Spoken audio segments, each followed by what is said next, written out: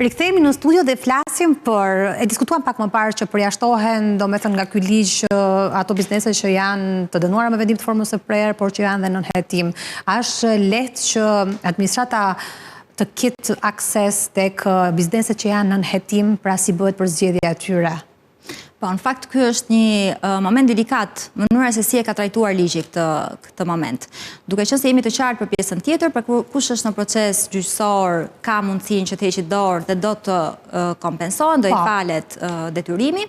Nga ana tjetër, persona në hetim, duke qenë nga vetë natyra që ka hetimi, që është një moment personal, diskret, do duhet të jetë provueshmëria, pra në radhë të parë është shumë delikate për të provuar, pra provueshmëria e personave në hetim, e cila, përsa i përket mënyrës se si do të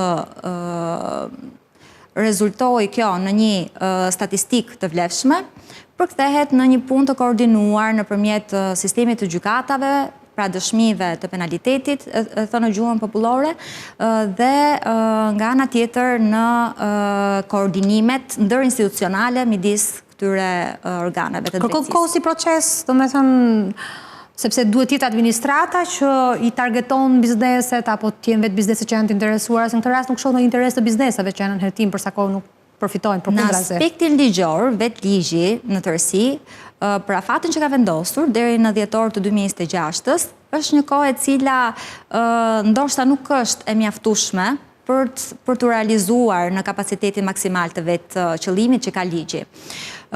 Por do duhet një punë shumë e mirë e organizuar e administratës tatimore nga njëra anë, si dhe e sistemeve elektronike, sikurse e parashtruam që çdo gjë sot realizohet në këtyre sistemeve dhe shpeshherë sistemet mund të kenë problematika të ndryshme. Do jetë e vështirë që të tamasim në kohë se sa shpejt mund të rregullohen këto problematika, volumi dhe fluksi i madh i kërkesave që mund të kenë. Pra koha është një dimension i cili nuk mund ta përcaktojmë qartë nëse është e mjaftueshme apo jo. Ka një lehtësirë për këtë, pasi ne po flasim që ligji funksionon deri në dhjetor të 2024-s. Do të thotë që nga dhjetor 2024, besoj këto që janë në hetim e kanë marrë një lloj drejtimi, kështu që nuk janë shumë, nuk po flasim për ato që hetohen në 2025 dhe 2026, po flasim por deri në dhjetor të 2024 përfitojnë nga falja, të gjitha ato që janë mbaruar, janë proceduar, janë sistemuar. Nuk besoj që të ketë shumë subjekte që hetohen për kaq gjatë për mos përfituar nga ligji i faljes dhe që ju duhet shumë kohë. Mund të jenë të pakta, për subjekte që mund të kenë kërkohet kohë për pjesën e hetimit, po ndërkohë po flasim që në dhjetor 2024 ato që kanë qenë në hetim, të kenë mbaruar një procedurë. Fatkeqësisht, do me thënë, gjykatat edhe sistemi i prokurorisë me një kohë shumë gjatë për të hetuar dhe më pas për të gjykuar. Ndoshta ky është aspekti që ne shikojmë pozitiv nga ana ligjore ose nga sistemi gjyqësor, sepse ka shumë dosje, këto çështje kërkojnë shumë kohë, pra kërkojnë një kohë minimalisht nga 3 deri në 5 vite për ballje gjyqësore, dhe duke shmangur dhe tërhequr shumica e subjekteve të cilët janë edhe në sasinë e objekteve drejtuar gjykatës më të shumt, atëherë kemi mundësinë që edhe stoqet edhe çështjet gjyqësore të bien ndjeshëm dhe të funksionojë edhe sistemi gjyqësor. Kjo përsa i përket aspekteve shumë pozitive që shikon ligji për faljen dhe fshirjen e këtyre detyrimeve. Qartë, unë të ndalem pak tek tarifat vendore. Ne përmendëm pak që ju thatë që ka filluar të marrë udhë, domethënë, falja e javën që shkoi fillon, domethënë taksat e Bashkisë në Tiranë filluan punën, doli udhëzimi për të filluar me pjesën e faljes për gjithë penalitetet, pasi edhe në bashki ne dim që është ngarkuar shumë, pasi filluan edhe të rivlerësojnë për pjesën kur kishte filluar ndërtimet në legalizim dhe jo kur doli hipoteka dhe i qenë dhe të ngarkuar shumë individët në këtë gjë, takon prapa veprus veprimi dhe ndërkohë janë shumë të ngarkuar, por fakti që ato filluan do t'i japin dhe ato një frymarrje, qoftë individit, po qoftë edhe bizneseve për pjesën e taksave që ju është vënë me drejt apo pa drejt. Qartë. Tani, tek taksat vendore janë diku të 27 taksa dhe tarifa vendore që paguajnë qytetarët shqiptar, nga taksa e tabelës, e gjelbërimit, taksa e fjeles hotel, taksa e infrastrukturës, të gjitha. Unë do të pyes, për shembull, a shuhen detyrimet mbi tokën fuqësore dhe për kë? Atëherë, në qoftë ato kanë për të paguar taksën, normalisht do t'i shuhet gjitha. sepse hynë të taksat që ti të pagosh, qofte të sistemi qendror, qofte ai vendor. Për gjitha taksat po flas. Pra nuk është vetëm përfitoj vetëm biznesat, pra toka bujqësore që është e regjistruar... Individi është subjekt, nuk e di se si e ndan ligji këtë pjesë. Jo, po mund të duhet edhe mua për të paguar taksat dhe unë nuk i kam paguar taksat e tokës, dhe ndërkohë do më falen. Në këtë rast përfitojnë dhe individet? Po, nuk është ndarë, ajo pëthemi, gjithë sistemi qendror dhe vendor, çfarëdo që ka në këto afate kohore, do t'ju falen, kështu që janë të falshme. Pra që kosta vetë ligje parashikon për edhe përjashtimin, thot për vetë sigurimeve shoqërore do të falen të gjitha takset e trajtimet e tjera, automatikisht të lë dhe hapësirë për interpretim. Pra, në kuptimin që patjetër më fshihen edhe taksat që më vinë nga prona, qofta i subjekt apo sa mirë është financa kur mbrohet nga juristët? Po pra, mund ta themi që falen taksat e papaguara të qytetarëve për tokat. Po kjo është një lajm shumë i rëndësishëm, se ka shumë qytetarë që në këtë rast edhe për pjesën e sigurimeve shoqërore, të gjitha ato bujq që do paguajnë sigurimet shoqërore, do t'i falen gjobat dhe interesat që kanë mbi shumën dhe do pagojnë vetëm principali, dhe kjo është shumë gjë e madhe që jep mundësi gjithë pjesës bujqësore që kanë një tokë dhe që i kanë vendbanimin. Që të blejnë dhe vitet e punës. Që të blejnë dhe vitet e punës, për t'ju dhënë mundësi, se çfarë ka nga 93-shi, kur momenti që nga 92-shi tamam janë prishur kooperativat bujqësore, e këtej të gjithë kanë punuar, po kanë punuar të tokat e veta, dhe janë pas sigurime shoqërore dhe pa arritur dhe mbas edhe një gjysmë pensioni, që është minimal,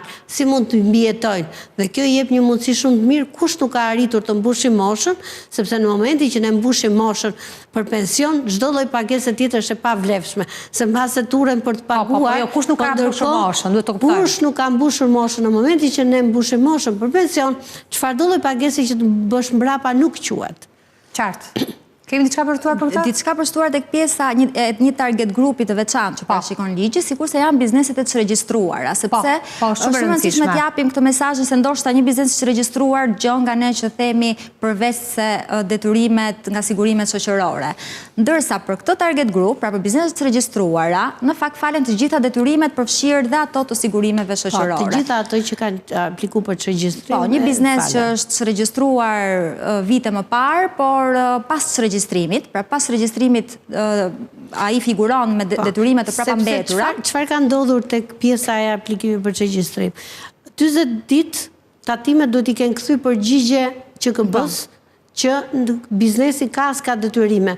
Në momenti që kjo nuk është realizuar, ai mund të ketë pas detyrime, po ndërkohë në QKB nuk është ardhur përgjigja. Atëherë QKB-ja në mënyrë automate ka bërë regjistrimin dhe bizneset kanë certifikatën e regjistrimit në dorë, por nuk janë të regjistruar nga tatimet për shkak të kësaj detyrimeve dhe ato nuk kanë qenë koherent për të kthyer përgjigje në kohë në QKB. Dhe ta mendosh që është një target group shumë i gjerë. Duke qenë që dhe ato janë të ngarkuar, ka biznese pa fund që janë zvaritur të kjo gjë, në këtë moment të gjithë që kanë një certifikat, në gjithë që kanë aplikuar për regjistrim, do i shuhen detyrimet pavarësisht çfarë lloji detyrimesh janë dhe do të zerohen, do të regjistrojnë. Tani pyetja ime është këtu, a mund të ketë pasur biznese që për shkak që kanë krijuar detyrime, të cilat i kanë pasur të papagueshme qoftë në buxhetin e tyre, kanë aplikuar për regjistrim, janë të regjistruar, kanë hapur një NIP të ri dhe ka filluar jetën e biznesit, apo nuk lejohet? Jo, është bërë, sepse në momenti që je të regjistruar nga QKB-ja, ke drejt që të nesër të hapësh një NIP të ri, flasim për personin fizik, që ka drejt vetëm një herë dhe të hapi vetëm një biznes, do të mbylli njërin që të hapi tjetër, sepse shoqëri, pavarësisht se mund të jesh biznes me probleme me gjëra, në shoqëri mund të hapësh disa, nuk është problem. Por personi fizik e ka. Duke qenë se tashmë, ndoshta për një pjesë të shkuar, funksionon të kështu. Tashmë me regjistrimin e këtyre bizneseve në Albania, shpeshherë është ndërlikuar kjo situatë. Shpeshherë sistemi nuk të lejon që të bësh regjistrim të ri, nëse ti nuk i ke shlyer detyrimet. Patjetër të lejon të hapësh nga një person fizik të hapësh një SHPK, por nuk të lejon që nga person fizik i regjistruar ti të kesh mundësinë të hapësh një person fizik. Jo, i kemi hapur, pa problem fare, vazhdojnë, funksionojnë, sepse ti e ke marrë çeku nga QKB-ja që je të regjistruar. Po mirë, QKB-ja, përpara se të mbyllë një biznes, duke pas problem. E them reale këtë nga përvoja, nuk është se... Por ligjërisht, QKB-ja, përpara se të mbyllë një biznes, do ta mbylli. Është kjo pra. A nuk do të detyrojë që të paguash detyrimet që ke akumuluar për këtë? Që KBE ka zëvendësuar gjykatën tek ne. Që do të thotë, në momentin që unë të çoj ty, si tatimar, dhe të them, ky subjekt ka detyrime, të njëjtën gjë çon dhe bashkisë. Ky subjekt ka detyrime dhe brenda 40 ditëve, nëse ti, po nuk më ke kthy përgjigje. Po ja dhe unë e marr, nuk mbyllet. Në momentin që ti më kthem përgjigje brenda 40 ditëve, unë nuk e regjistroj. Ai del me detyrime.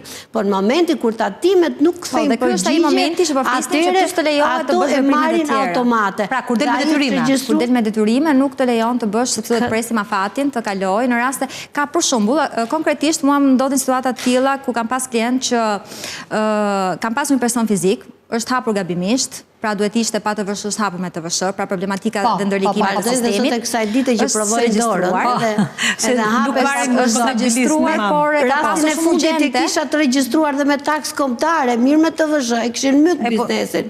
Person fizik, a lidhje fare i vogël fare, regjistru me të vëshë, regjistru me taks kombëtare, që është bëhet një pengesë dhe barrierë shumë e madhe për biznesin, sepse ndërkohë biznesi duhet bëjë një procedurë të regjistrimi, dhe pasi të mbarojë këtë procedurë të regjistrimit që realisht zjatë shumë kohë.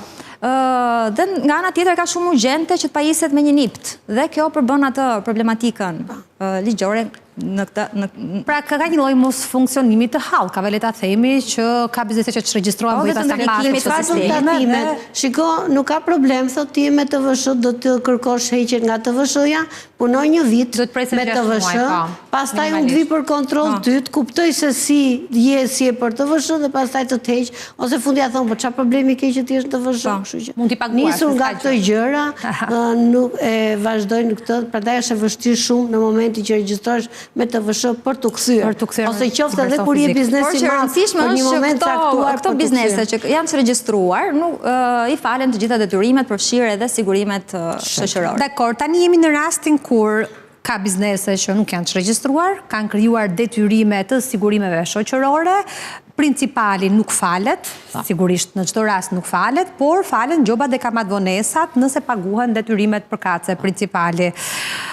Tani, pyetja ime është kjo, nëse ka biznese që kanë pasur punonjës, që nuk i kanë paguar sigurimet, këto punonjës kanë lëvizur në një vend tjetër, kanë humbur vitet e punës, kjo është kontabilizuar si detyrim për një biznes të caktuar, kush mban përgjegjësi për këta punonjës që nuk i kanë të regjistruara si vite pune këto vite? Atere, ato të paktën që nga dhjetor 2011 janë futur në sistem dhe i kemi gjitha elektronikisht dhe atyre ju del që kanë qenë në punë, thjesht ju dalin që janë të papaguar sigurimet. Bukur, kush i paguar në këtë rast? Të dyja, do të vazhdojnë dhe t'i paguajnë bizneset. Për pjesën që është falur dhe kjo, ato automatikisht digjen. Në fakt, digjen? Po, sepse ato ka lënë detyrime sigurimesh, për flasim për biznese, për regjistrime, sepse i kam reale, në momenti që do jetë atyre ju shuhen. Ata që janë të regjistruar, po thua. Dhe kanë lënë pjesa tjetër duhet paguar detyrimet. Do t'i paguaj biznesi që i ka pasur të punësuar. Biznesi. Personi edhe të doj, nuk arrim dot një individ pagoj sigurimet e biznesi ka 10 punëtor.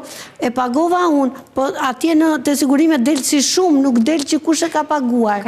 Pra të libat dhe një për të sqaruar. Nëse unë kam punuar, më fal Klaudia, ja tani, nëse unë kam punuar një biznes të caktuar për 5 vite dhe nuk më janë paguar sigurimet, sot ky biznes që të përfitoj nga falja duhet paguaj dhe sigurimet e mia pavarësisht se nuk jam në atë vend pune. Po? Po, në mënyrë automate. Në fakt duhet të provuar, pra nga ana ligjore, kalojmë sërish nga ana ligjore, duhet provuar. Të jesh i deklaruar. Duhet provuar nëse gabimi është kryer nga organet administratës shtetërore, atëherë patjetër që do të rregullohet dhe përgjegjësi për këtë mban administrata shtetërore.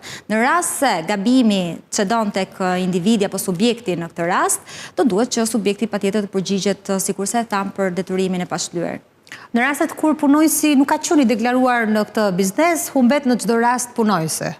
Nëse nuk ka qenë i deklaruar, pra nuk ka pasur një kontrakt. Në momenti që ashtu atëre kemi evazion, kalojmë pjesë tjetër. Kalojmë tek evazion. Në momenti që ai nuk është deklaruar të sigurimet, s'ka ç'kërkoj, vetëm në qoftë se ka ndonjë dokument që të ketë kaluar pagesa në bank ose të ketë një kontratë pune, ndryshe ai nuk e vërteton dot kurrë që ka qenë atë punë. Pra e rëndësishme është që në këtë rast do fitojnë punonjësit sigurimet e cilëve nuk janë paguar dhe kjo është me më vlerë tani për ta thënë sepse janë vite pune, janë vite pensioni, nuk janë të ardhura goxha të vjelura me njëherë nga tatimet, nga sigurimet shoqërore, nga gjitha, që japin një ovë edhe vetë qeverisë duke qenë që do ketë grumbullim kaq shumë të ardhur. Interesante. Duam ndalem pak në një nen, në një 10, që thot fshirjen e detyrimeve për subjekte që nuk kanë pasur një ID të saktë, sa i takon në dogan, pra import, eksport, zhdoganime.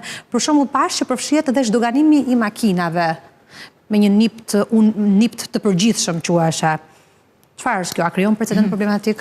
Kjo në fakt nga ana ligjore përbën një problem shumë të madh, sepse nuk kuptojmë që përderisa janë bërë gabime kaq të rënda administrative, normalisht që përbën një arsye për të pretenduar dhe për të pasur precedent në të ardhmen për të njëjtat shkelje, dhe nga ana tjetër për të fshehur, le të themi, ato detyrime nga subjekte të pa identifikuara. Interesante. Ti vasi shikon këtë. Do të thënë mund të jenë zhdoganuar ka shumë makina me nipt që nuk ka një ID të caktuar dhe ndërkohë falen.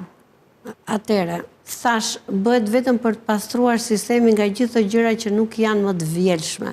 Tani, çfarë do lloj gabimesh që t'jenë bërë në sistem, nuk kanë kaluar çdo afat për të rikuperuar. Dhe prandaj bëhet kjo, ka pas shumë mënyra të bërësh, po flasim për 10 vite përpara, se nuk po flasim për periudhat e tanishme, që janë detyruar prapë pagojnë detyrimin dhe formula që funksionon për tatimet funksionon edhe për pjesën e doganave, po flasim që kanë marrë penalitete në çdo vit në dogana shumë në tatime, kalon KLSH-ja ka vënë gjoba dhe vlerësimet e veta për bizneset dhe kjo pjesa është që kanë regjim të përkohshëm ose kanë pagesa me këste, që nuk arrim ta paguajmë komplet detyrimin doganor dhe kemi ndër vite. Atë neve atë marrëveshjen nuk kemi zbatuar, nuk e kemi paguar. Po flasim që kompanitë mëdha në këtë lloj statusi kanë shumë, dhe ndërkohë është një pastrim goxha i madh për sa i përket doganës, sepse se si një formalitet të formalizuar në një skem të tillë ku individi me një targ të përgjithshme mund të blejë disa makina. Por nga ana tjetër ka biznese që operojnë në këtë fushë, pra shesin makina në dhe paguajnë për çdo makinë. Tani është rregulluar kaq bukur me ligj sa asnjë personi që ka 2 paremënd nuk mund të bëj blerje pafund. Pse? Sepse në ligjin e deklarimit të ardhurat personale është futur dhe pjesa aktiveve, referuar direktivave të vitit 2011 dhe ligjit tatimit të ardhurat 2023. Në momentin që falë, se spido dhe ujë se imagjini.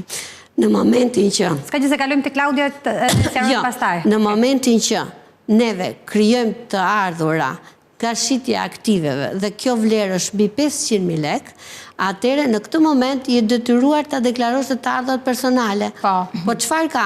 Kur je person do deklarosh komplet fitimin, ndërkohë kur je biznes do të deklarosh fitimin dhe je asje për të tatuar në bazë të ligjit që kemi ne të tatim fitimin. Kështu që i bie më mirë të kesh subjekt sa të kesh individ. Por tashmë, çfarë do lloj makine që të kesh kaluar dhe normalisht me sistemin e ri do ketë përputhje të tatimeve me dogana dhe ne presim që shpejt t'jenë dhe në një dogin, në një godin edhe tatime dhe dogana dhe përputhshmëria do jetë akoma më e madhe dhe pritet në sistemin e ri që t'jenë edhe të fokusuara blerja dhe makinave dhe çdo individ do ketë si makinat që ka bler, si hipotekën, ashtu dhe pjesën e tatimeve. Dhe kjo realizim ka që bukuri sistemit nuk do lejoj më. Kështu që çfarë është bërë dhe nuk ç'bëhet, vetëm na ngarkon dhe pjesa tjetër na jep frymëmarrje. Dakor, po për çfarë është bërë, a ka përgjegjësi administrative për borxhe për shembull që fshihen pa ndjekje ligjore? Në këtë rast, flasim për zhdoganimin e makinave që e morëm si shembull për këtë nen. Në fakt ligji nuk flet për vazhdueshmërinë e masave që mund të merren ndaj këtyre subjekteve. Pra flet vetëm për falje dhe shuarje të detyrimeve, duke mos kështu që nuk duhet të stresohen të subjekte në këtë sens. Ndoshta kjo është aspekti më pozitiv për sa i përket atyre personave që shqetësohen për fshehjen apo mos deklarimin e këtyre të ardhurave, sepse ligji parashikon vetëm falje dhe shuarje. Nuk ka paragjykime dhe nuk ka ndjekje më pas. Ndjekje apo detyrimin me masa të tjera administrative. Pra jep një lloj sigurie për këtë dhe bizneset nuk duhet të kenë frikë që të përfitojnë nga ky ligj. Përkundrazi, bizneset si pasojë këtij ligji nxiten për të formalizuar, gjë që është shumë e rëndësishme ta theksuar, sepse ndoshta disa nga bizneset ndjen të frikësuar që po shikoj se ndoshta nuk kam deklaruar të ardhura apo nuk kam paguar detyrime dhe ndoshta kjo përbën një problem. Përkundrazi, do nxitur bizneset që ky është momenti i kyç për të formalizuar dhe për të ndjekur atë rrugtimin ligjor për të qenë rregull në të ardhmen. Për ta nisur ligjin. Në momentin që në 2025 ka filluar kjo pjesa aktiveve, po nuk e deklarove, nuk kanë dhe qatë të falin, dhe në një moment caktuar që do rivlerësohesh nga tatime, do pagosh edhe detyrimin, edhe faljen. Të gjithë mund të kenë formularët e tatimet, por atyre nuk falin asgjë sepse duhet i deklarojnë së pari, t'ju dalin gjobat në sistem, sepse mendojnë që më falen mua se jam të kësaj periudhe. Jo, duhet që është deklaratat, të dalin gjoba dhe pasaj ligji të bëj faljen. Dhe këto duhet bëjnë deklarimin e 2024-ës, t'ju dalin detyrimet, gjoba dhe interesat, që t'i falet gjoba dhe interesa. Në qoftë se këto mendojnë që do harrohen dhe nuk do ta ketë mendje njeri, në një moment të caktuar do t'ju dalin detyrimet dhe penalitetet. Në janar të 2026, për gjithë personat që kanë deklaruar gabim formularin e divas, ju ka shkuar detyrimi, rivlerësimi, gjoba dhe interesi, dhe kjo është fakt. Do të thotë që edhe në periudat e më vonshme mund të rivlerësohet, sepse të paktën tatimet e kanë 5 vjet, dhe aty të dali dhe detyrimi dhe gjoba dhe interesi. Kështu që s'pari ne duhet i themi deklaroni, formalizoni, që të përfitoni nga ligji i faljes deri në 31 dhjetor 2026. A falen në një pyetje që ka mund dhe më shtë dhe po e bëj, taksat dhe gjobat e makinave. Ka një gjë shumë të mirë, jo, aty funksionon sistemi i shuarjes, që do të thotë, në qoftë se unë kam marrë një gjobë dhe më kaluan 24 muaj ose 2 vjet, mua automatik sistemi ma ka fshirë gjobën. Kështu që nuk ka nevojë për ligjin e faljes, sepse ato janë të automatizuar. Sa mirë do ishte sikur gjithë sistemet të kishin këtë ligjin e faljes, të shuarjes, sepse e kanë ligjërisht, por nuk është e zbatueshme, atëherë do ishim okay. Sa rëndësishme është, dhe t'jeva përmendi pak që bizneset duhet të deklarojnë çfarë kanë bërë që të përfitojnë dhe kjo është shumë rëndësishme. Tani sa rëndësishme është që bizneset t'i drejtohen për ndihmë juridike, për ndihmë financiare, profesionistëve të fushës që të përfitojnë nga ky proces. Në fakt, sikurse ne parashtruam, përbën pak konfuzion në mënyra se si do procedohet në vazhdim. Pra, aspekti procedural është shumë i rëndësishëm për t'i dhënë një përgjigje kësaj pyetje. Bizneset së pari do duhet të konsultohen. Një konsultim i mirë, qoftë nga aspekti ekonomik apo juridik, qëndron gjithmonë për aq kohë sa nuk e kemi akoma një udhëzim të qartë për mënyrën se si do funksionojë dhe madje në këtë aspekt jemi xhamë vonesë, por në mungesë të këtyre udhëzimeve, atëherë gjë më mirë që mund të bëjnë është të konsultohen me një ekspert të fushës për të ditur se si do të funksionojë. Një pyetje kam, a ka fat ligjor që mbasi del ligji për sa kohë duhet të dalë udhëzimi? Në fakt në këtë ligj, me sa di unë informacionet e mia ishte 15 ditë pas hyrjes në fuqi të ligjit, por ajo është për rezultare, po për të edhe për udhëzimin edhe për udhëzimin, sa jemi në? Por në këtë rast në këtë rast di që është shuar për një mendim, le të themi, edhe në Komisionin Evropian për të marrë një lloj dakordësie në mënyrë që të nisë zbatimi, megjithëse besoj që mund të ketë edhe një shtyrje të afatit, duke qenë se nuk ka filluar të zbatohet praktikisht dhe duhet të marrë kohë më tej. Megjithatë, ka një afat do pyesja unë për shuarjen e detyrimeve nga ligji? Atëherë, në bazë të ligjit procedurave tatimore, është e shkruar në qoftë se organet tatimore nuk arrin të vjelin detyrimet ndaj subjekteve për një periudhë 5 vjeçare, ato duhet të shuhen automatikisht, dhe ne kemi në 100, 102, 103, që jep me detaje që mas 5 vitesh detyrimet tatimore shuan. Por, çuditërisht, ato janë në sistem dhe ne presim ligjin e faljes që është ligji veçantë për të hequr të gjitha detyrimet që kemi. Pra të kishin shuar në një farë. Automatikisht, do të thënë, prandaj them që këto janë të pambledhura, nuk mund të mblidhen më. Thjesht çfarë mund të përfitohet dhe çfarë mund t'ju hapet rruga funksionimit të bizneseve, sepse nga ana legjislative, të gjitha ato që do ta çojnë në gjykatën administrative, se ajo na përket neve midis shtetit dhe biznesit, do të përfitoj pjesën e faljes, sepse ato automatikisht janë parashkruar dhe janë shuar se detyrim. Qartë.